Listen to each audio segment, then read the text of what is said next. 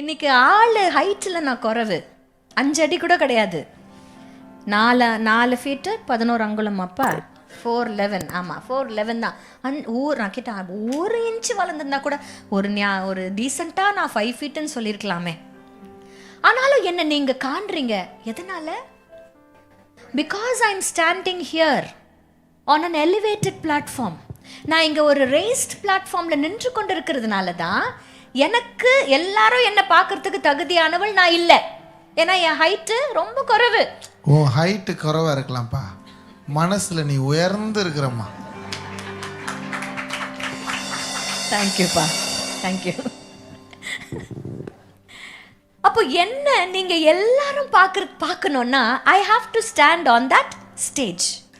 இன்னைக்கு ஆண்டவர் சொல்றாரு, உன் நீதி பிரகாசத்தை போல் மாறும் பொழுது, உன் ரட்சிப்பு எரிகிற தீவெட்டியை போல் மாறும் பொழுது, எல்லாரும் சகல ஜாதிகளும் ராஜாக்களும் உன்னை காண்பார்கள். ஏன் தெரியுமா சகோதரியே? நீ எங்க இருப்ப தெரியுமா? தேவனுடைய கரத்துல அலங்காரமான கிரீடமாக, தேவனுடைய கரத்துல ராஜ முடியுமாய்.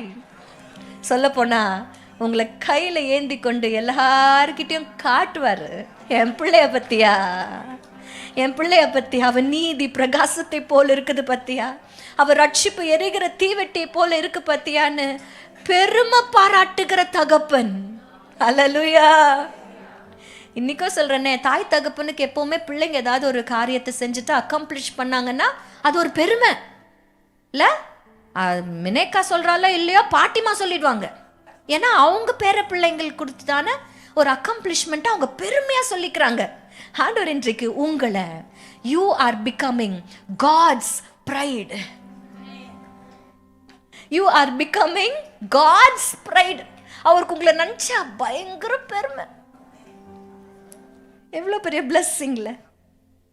நம் தேவன் எப்படிப்பட்டவர்ல, தம்முடைய கரத்துல ஏந்தி கொண்டு எல்லா ஜாதிகளும் ராஜாக்களும் நம்மை காணும்படி செய்கிறவர். ஹல்லேலூயா, ஹல்லேலூயா.